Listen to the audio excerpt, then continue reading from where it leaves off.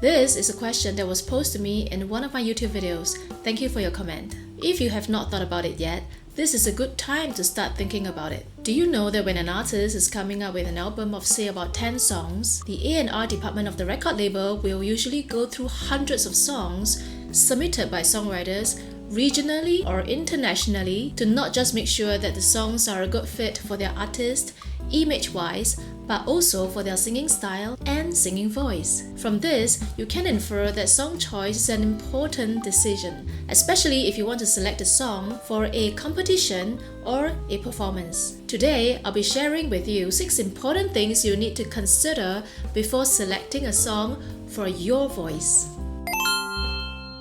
Now this should be the first consideration. Knowing your vocal range is important. A typical song is about 1.5 octaves, thereabout, but many pop songs these days tend to be very challenging, with some songs going up to 2 octaves. If you don't have any musical knowledge, it's okay. You will know if the song has too wide a vocal range for you. If you are straining to hit both the low notes and the high notes in a song.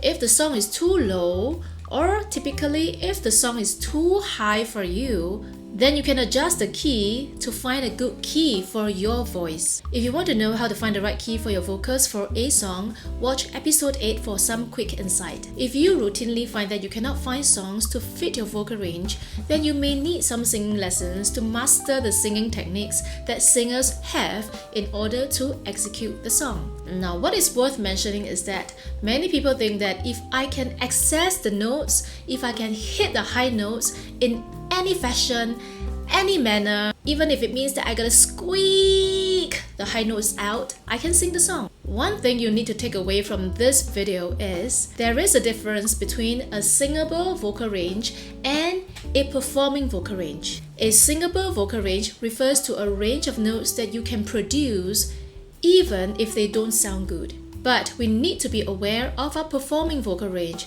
which is typically 1 to 2 notes higher than your lowest notes, or 1 to 2 notes lower than your highest notes. Your performing vocal range is the part of your voice that is trained, that is beautiful, and you want to share that with the rest of the world. The other 2 to 3 notes of your performing range, you want to keep them to yourself during rehearsal and training. Remember that being able to hit the highest note possible doesn't mean a thing unless it sounds nice to the listener. Always remember this. Are you good with falsetto? You realize that for some artists, they know that they have a splendid falsetto, and they will tend to choose or write songs that have falsetto so as to bring out this part of their voice in the singing. For example, Sam Smith's songs tend to have a lot of falsetto because he knows that's his strength. There are also many artists who are distinguishable by their falsettos. For example, if you have a strong falsetto, I know it's an oxymoron, but if you have the ability to manipulate and control your falsetto very well, then you may want to choose songs that can showcase this part of your voice. Because when it's well done, people love it. You may want to refer to episode 7 of my videos, What is Falsetto and How to Sing It. And the other voice quality that you need to check is, are you good in belting? Belting is a special technique, and being able to hit the high note with your head voice does not equal to a belt. If you want to know what belting is, you may want to refer to my episode 4 for more information. People who are capable of belting will find that they have a good variety of songs to choose from, because the top 40 songs these days require you to belt. If you have not mastered the belting technique, it will be to your advantage to not choose songs with belting until you're ready for them. If you are going for a competition or a performance, it will be advisable for you to select a song that showcases more falsetto instead, or just bring the whole key down. Technical difficulty of the song is what most people wouldn't think about. There are 2 main points that you need to watch out for. Does this song have notes running from low to high and back to low again in a short span of time? Some melodies are friendly and you won't feel like you need to go up and down mountains of notes. Just a very simple example to show you what I think most people wouldn't have thought of when they sing a song. Somewhere over the rainbow. The first two notes are an octave jump. Somewhere. And if you don't know how to sing an octave jump properly, you might sound like somewhere, where there's a tightening of your voice. So if you are a beginner singer, you may not want to choose songs that require you to do a lot of octave jump or a lot of jumps between notes. Point number 2. Does this song require a lot of switching from falsetto to real voice or to a belt and, all over the place? Songs that require more transitions are usually technically more challenging because you need to have a good grasp of your deep breathing and support and your soft palate and many other things to pay attention to.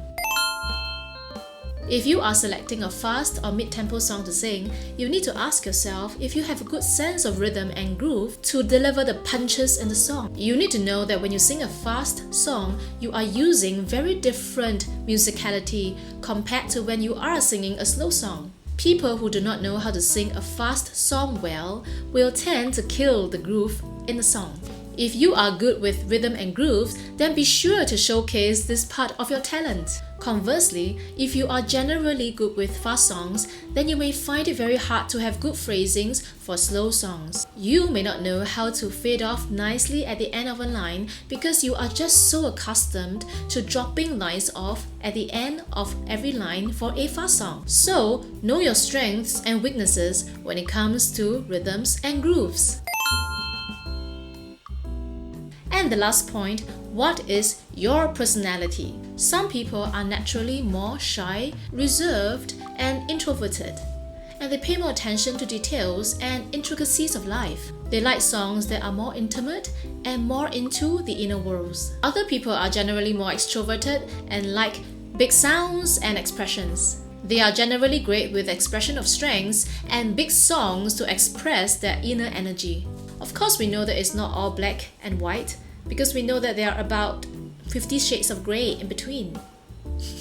But knowing what energy you are, who you are, will allow you to know your inherent strengths. This will explain why you tend to like rock songs or sad, slow, sentimental songs, or mostly happy songs, etc. I would know because I used to only like slow, sentimental love songs, and I cannot stand happy, fast songs. Back then, it would be hard for me to deliver happy and fast songs because I just didn't hold that energy. It is also not convincing for somebody who tends to like happy fast songs to suddenly dig out all the dark emotions required to deliver a slow, dark, and emotional song. Now don't get me wrong, professional singers are able to be chameleons of different emotions. But even then, they have something that is core to them. And that's why a rock star is a rock star. A jazz singer is a jazz singer. If you are somebody learning from scratch or been singing for a while, it's important to start thinking about your strengths because of your personality. There is no right or wrong to what shade of energy you hold or what personality you have. But it is important to know what core energy you are. But knowing where you stand for most part of your personality will allow you to express yourself the easiest when it comes to singing. After all, singing is an expression of your soul. The 6 points above just mean to drive one message across. All things considered, what songs would showcase the most mesmerizing part of your voice? Here's an extra tip for everyone. Most singers like to focus on the high notes. Don't only just focus on the high notes. Run through the scale and see which part of your voice is the most stable. Some people have a very mesmerizing and charismatic low voice. On the other hand, I have students who inherently find it very difficult to access their low notes. Some people are gifted with a polished falsetto, while others are not able to access their falsetto, especially if they tend to constrict their vocals. Know your strengths and weaknesses, and you will be able to select a song best for your voice. I will also be doing a video on what judges at singing competitions look out for, so stay subscribed, hit the bell, and stay tuned. Let me know your inherent strengths and weaknesses below. See you soon!